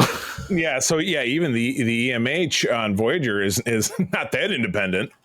No, Vic can do a lot of stuff, which is pretty impressive. No doubt. And then at the very end, we have Nog, who's like, "Hey, your program's going to be on all the time, so you can live a normal life." To live. Yeah, exactly. Which is kind of neat. Which then leads into an episode that we're going to talk about next time, which is ridiculous. Absolutely. Hopefully somebody doesn't go to use the program where they, catch Vic sitting on the toilet or something, because he's like, that would be bad. Oh, I'll be right with you. Excuse me. Hey, Pally, do you know how to knock?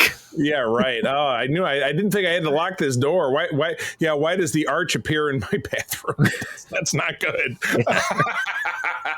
All right. Oh my God. All right. So the next one actually is yours. So episode 11, please. Episode 11, Prodigal Daughter. Written by Victor Loby, directed by Victor Loby, written by David Weddle and Bradley Thompson, aired January 6th of 99. Ezri goes to New Sydney to find O'Brien, who's gone rogue, kind of, looking for people, and uncovers some disturbing family secrets. Mile has been looking for the widow of Liam Bilby, so Monica Bilby, whom he befriended in an undercover operation. Last season. Now further uncovers dastardly secrets. Ooh. Oh my God. Now I will never forget my first wife. I'd love to forget my first wife, but I'm remembering her for the purpose of this anecdote. Her name was Alicia. I assume she's still around somewhere. But she and I were first dating at this time, and we were both big Star Trek fans. So we watched this, and Ezri has two brothers. One is older and domineering. One is kind of weak-willed and spineless, but he's this inspired artist. But he's so under his mother's thumb. And Alicia said he gets treated the way your brother and your mother treat you. And I was like, in later years, I'm like, I think that's a little harsh. But in some ways, it does kind of remind me of something you see all the time of the helicopter parent. Yep. Because of just the conversations that Ezri has with her mother about the Norvo, I think Norvo or Norville. Norville, I think, is the name of Shaggy from Scooby-Doo. I think it's Norvo. I think so. About the fact that he's this sensitive artist, but his, just the way she talks about the constant drumbeat of criticism and just how they're always insulting you. And I'm like, that does really remind me of my relationship with my brother anyway, which is why we don't talk anymore. But, it drives this guy to the edge. And what we really do find out is that they're investigating the murder of this woman, and the person who murdered the woman is this young brother, the younger brother. So this is like a lot of people's families, which people that I've There's met no fun in this dysfunction, though. Yeah, this was really this was very, very close to something that's super real. Not the murder part, I hope, because you end up seeing it on Unsolved Mysteries or one of those true murder podcasts that the white women like so much. Pardon the generalization. But yeah, this was like super real. This was an instance where obviously we all know that TOS is great for social commentary, and the one side is white and the other side is black, and and they hate each other even though they look almost exactly alike, or the Private Little War, the allegory for Vietnam, or whatever it is. But having something like this that's an allegory to dysfunctional families and having an overbearing parent who drives you insane to murder, it's very, very real. It's very, very real with people I've met in my life. Yeah. I think I've mentioned before that like one of the things that Star Trek really does well is not all the social commentary hits and sometimes not, but one of the things that Star Trek does very, very well is exploring the human condition, just how we live. And this is one of those moments where it's like, here is a family that is on the surface working really well. Like, they run a family business together. They run a very successful mining business. They're making money. Like her mom is able to do all sorts of stuff. She's got pull with the government. Her brother is like, he may not have gotten into the most prestigious art school. I hope there's not an analogy there, but didn't get into the most prestigious art school. But like his art is on his mom's walls and like he hates it. But like if you were to walk in and you weren't like a member of the family where they're like Nora was going to now gripe to you, like you'd be like, oh, well, look at this. Like mom supports you and you work in the family business and you've got all these good things going for you. Your life is great. You have so much to be grateful for. And then you dig into it. It's like, yeah, but it sucks. You're miserable and everything. Every day you wake up miserable and every night you go to bed miserable. Exactly. And you understand why Ezri left in a way. Right. Like you haven't been home in 5 years. And it's like, well, there's a reason for that if you look at it. And like, she's like, and I'm not glad that I'm here now. Yeah. And exactly. Like, and it doesn't mean that doesn't suck. Like you don't really ever want that to happen with families since you grew up with them. At least my family's very close. So like for me, this is kind of a painful look at a reality. I know that there's some situations where your reality is closer to this than to mine. But it's one of those things where you totally understand it and it boosts the tragedy of what's going on. Yeah. And then you have O'Brien who comes in as kind of that third eye who just like, there's something going on here. Right. And so, because Ezri she knows something's up, right? She knows that there's family conflict, but she doesn't know how deep it goes. Yeah. And like you as the viewer could be like, okay, there's too much talk about Bilby. There's the Orion. Something sketchy's going on here. Something weird. Ezri doesn't pick up on it, and it's only until O'Brien shows up and he's like, "Did you know about this?" And she's like, "Well, I don't know what you're talking about." And she really didn't. And she doesn't know anything. Yeah. So I do love how at the end of it, obviously Norvo confesses his crime. We go to the next scene, and it's back on a DS9, an unspecified period of time later, and Chief O'Brien's sitting having his coffee, and Ezri walks up and she says, "Yeah, I stuck around for the trial." And so I just got back last night, and I'm like, how quickly did this trial like happen? Apparently very quickly. Yeah, I would say, because if it was, the American justice system, it would have taken months or years and then, and then there's appeals and everything else. So. The mother would have hired, like the most crackerjack lawyer in the universe. But with his confession, based on the confession and based on the mother's response, I don't know if she would. Yeah, you're right. Yeah.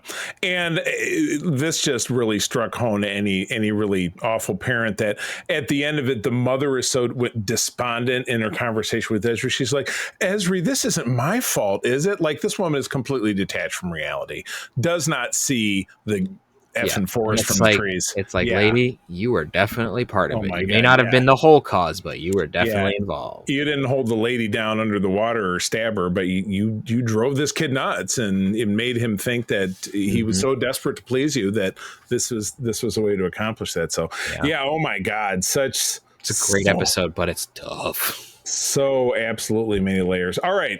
Next one's you, I think. I keep losing track. Nope, that one's you. It's like when we play pickleball and we have to figure out what's the score. Like, what was the score again? Who's got the score? What was I that? don't know. Am I serving now? Okay. Number 12 is The Emperor's New Cloak, directed by LeVar Burton, our beloved Jordy LaForge. This is Ira and Hans Beimler writing this one from Feb of 99. Quark and Rom cross into an alternate universe to rescue Grand Nagus Zek. Yay! It's a fun... It's another Mirror Universe episode. Mirror Universe. Now, was the last one a Ferengi Mirror Universe one, or is this the first one that's kind of satirical? This is the first Ferengi satirical Mirror Universe one. Yeah. I don't. The last time we had a Mirror Universe, I don't think it was the Ferengi. Right. And this was the one that you definitely felt like this is going to be the last one, so we're going to sew some things up and maybe kill some of the regular characters. And we're also just going to camp it up. Like this is I think this is the campiest of the DS9 Mirror Universe. Right, because which it's the Ferengi. Those episodes are campy. So you're taking a classic, and you're putting frickin' frack in there, and it's gonna be Laurel and Hardy. It's gonna be ridiculous. Yeah, it's like, hey, let's take the classic.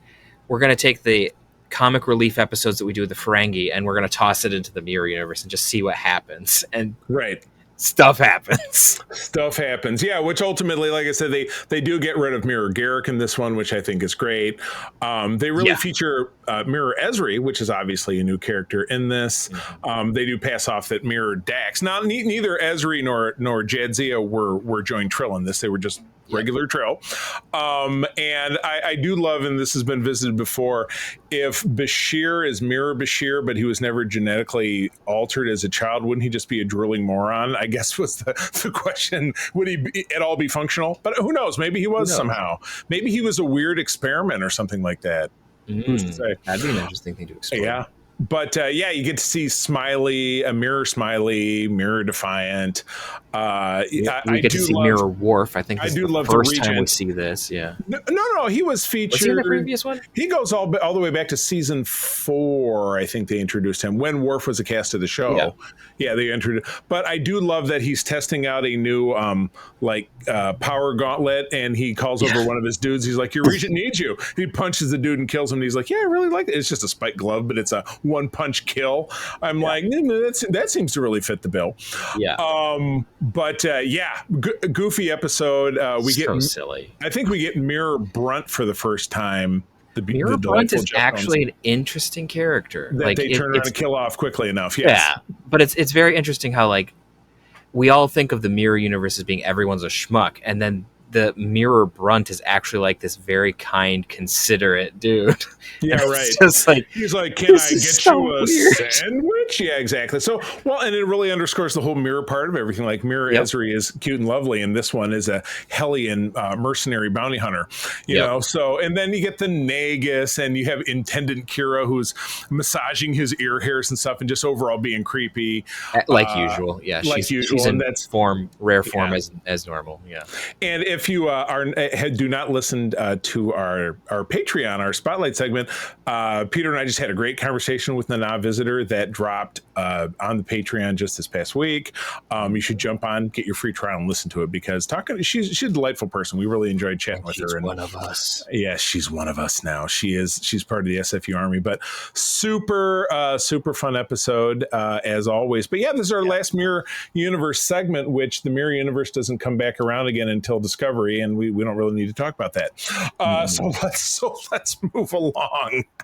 Yeah, the Mirror Universe definitely was getting a bit played out by the time they got to this episode. Like I like the Mirror Universe. I like the concept of it. I do like how it's used. And this is going to be a little bit of a spicy take for some of you, but I like how it's used in the Shatnerverse books a little bit more than how it's used in Deep Space Nine. Right, it's taken a little bit more seriously, if you can believe that. So there's a soft spot in my heart for the Mirror Universe, but by this time when we run into it in Deep Space Nine, it's definitely kind of played out. There's still some fun stuff in this episode, and Quark and Rom being like, they show up on Deep Space Nine, and like everyone looks at them like, "What are you?" It's like, "We're dead." It's like, "Thanks, Rom." There's a lot of goofy stuff in here, but it's definitely the greatest goofy ad was Vic Fontaine is a real person. Right. Right when and they then he showed gets up, 'cause killed.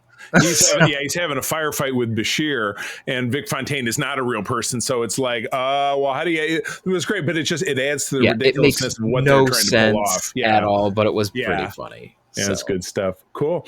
All right, let's wrap it up. All right. Let's wrap it up. Yes. Episode 13, Field of Fire, directed by Tony Dow. Sidebar. Tony Dow is, I couldn't help myself, I put a star by it. Tony Dow is Wally Beaver from Leave It to Beaver. Nice. I had to look it up because I'm like, is that just a coincidence? But I needed to sneak that in. Please continue. That's amazing. Written by Robert Hewitt Wolf, one of our classics. Aired February 10th of 99. Ezri summons Joran Dax, the homicidal Dax incarnation. No, wrong universe, guys. Incantation. Previous host. He's an incantation, really. Well, incarnation is Doctor Who, so right. The wrong universe. And incarnation isn't that hot cocoa? Anyway. Yeah. So it's previous Dax host for help in understanding the mind of a serial killer who is loose on the station. Yeah. Dun, dun, dun. And I think we get a different, because there are only... We bumped into Joran Dax twice. We got the episode where it was revealed that he was a repressed memory, and you had a representation of him there was an extra who had a line or two. You had him when Jadzia was having her Jantara in season 3, where each we'll call him spirit came out and got to inhabit one of our people, and this was Cisco. The one who tried to choke the shit out of her. And so this is the first time we get him as a fully fleshed out individual, and it's a different actor doing it, but it's awesome. Oh my gosh. This is really well done. Like the whole thing where she separates Joran out so that now he's kind of like the demon on her shoulder kind of deal. So there's kind of some interesting moments where like she's clearly talking to him, but everyone else thinks she's talking to herself, which she is in a way. So that there's some funny moments, especially when like she actually like meets the killer in the turbo lift.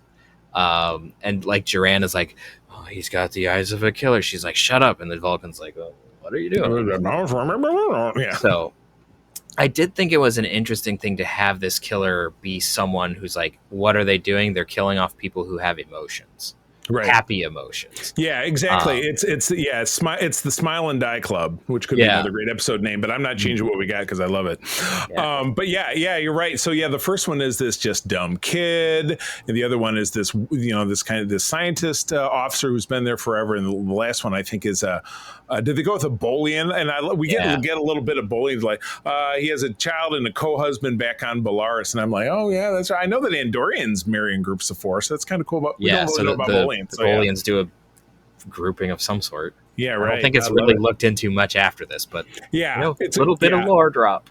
Yeah, I really did enjoy that. So and we get to the end of it, the killer is a Vulcan, and a much older Vulcan who's suffering from some kind of mental break after being one of the few survivors of a ship that was destroyed, and he just has gone totally off the reservation, total Kent State. But the weapon that she has is really super cool. It's a very interesting weapon, and it's like the way that they describe it. You feel like this is something that they should use against the Borg, but they don't. Because it's a projectile weapon. It's a gun, and they keep calling it a gun through the episode because that's what it is. Like a traditional. It's a gunpowder gun. Like that's what it does. But the added wrinkle is you have this little headset that lets you see through walls and across the station, basically. Right. But then there's a micro transporter built into the barrel of the gun. So cool. So you can beam the bullet like right in front of the person and kill them. Right. Yeah, which you're right. That would totally work against the Borg because the Borg have shields that protect. Unless you want to get like, well, the shields are actually mirrored to their skin, so that wouldn't work either. But whatever. Well, First Contact, if that tells you anything about the Tommy gun, like projectiles still kill them. Yeah, you're absolutely right, because that has the only thing that is different in that instance is that it was on holodeck and the safeties were turned off. It doesn't say anything about the Borg shields and them adapting to it to a holographic bullet, whatever. But anyway, the point is, super cool weapon, which is outlawed because it was a prototype that it was deemed to. I don't know, why did they say it didn't? It was shelved. They don't. They say, but I don't remember. They don't really talk about it too much. I think part of it was like it just wasn't feasible to have them all over the place because you had to have extra stuff for them. Yeah, because they were designed for a very specific thing of like, what if we were in a place with energy dampening stuff and we could use phasers. So they completely left the Borg question out of it. So it feels like that's something that should be explored in a book or something where Shelby is like, wait a minute, there's this. Yeah, right, exactly. But I loved it, and again, they did a lot with Ezri Dax experience-wise in this season, and it's masterful because, again, talk about a scary, bringing in a replacement for an existing character in the final season of a show. But when you make it, a Trill, which is really a composite of the previous actress, the previous version of the character, and still finding a way to give her interesting stories that aren't just based on, well, I used to be Jadzia. I mean, like the Prodigal Daughter was a Prodigal Daughter example. had zero to do with anything but her being Ezri Tegan, which was her pre-joining last name. They really did well. And again, I love that we see Vulcans so rarely in classic Trek in general until we get to Voyager, obviously. Yeah, other than TOS and Enterprise and Voyager, we don't really see tons of Vulcans. But we got two great sides of the Vulcans just in the season. We had Take Me Out to the Holosuite, where you had, you had Sisko's nemesis, which was obviously played for laughs. Captain Douche Nozzle. And then you get this guy who's just off the reservation crazy, who's just killing because smiles make him want to kill somebody. Yep. So, yowza. Oh, my gosh. And then seeing how, and the interesting thing of how this ends is like, Ezri is the first host to like fully reintegrate Joran as part of her host personality. Like Jadzia opened that door, but it's very clear in this episode that Ezri has fully integrated Joran, and so now she's going to have to deal with that in the background. We don't see a ton of that later because there's not a ton of left episodes in the season before we're done. But it's an interesting like little bit that they leave at the end is like Ezri now has to deal with this. As a counselor, she now has to deal with these homicidal tendencies in the background of her mind. Woo! Oh my God! All right, well let's wrap this up. We have 7 episodes.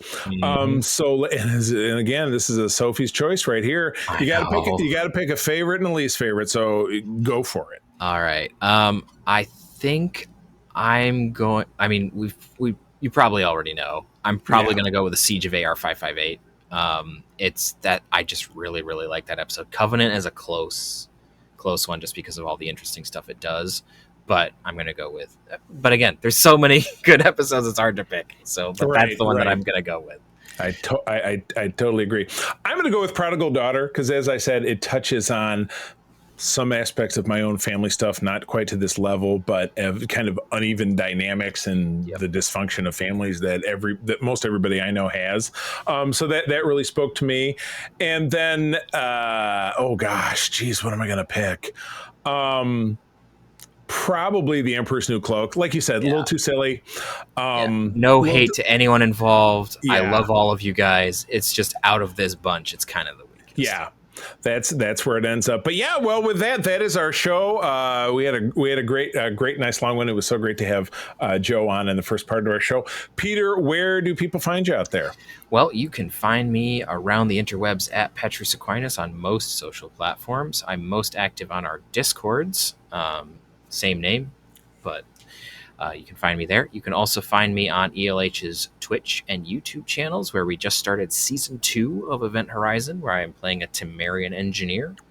And then you can also find me behind the scenes on Starship Excelsior, and there should be a new episode from that dropping in the next month or so. Ooh, very exciting. I love it.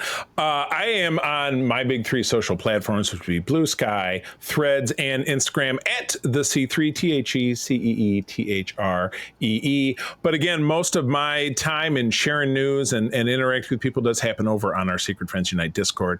Great place to have fun, safe chats about pop culture and geek stuff. But also keep in mind, if you want to expound a little bit more, our mailbag is always open. That's secretfriendsunite@gmail.com. We would love to get a note, something that we can read on the show about what we've talked about here, your thoughts about any of that other stuff, about the Starfleet Marines. If I'm off base and Peter's right and you have other evidence, send it to me. I'd love to hear it. But with that, thanks for joining us. I'm going to tell you as always that sharing is caring, and to keep on trekking.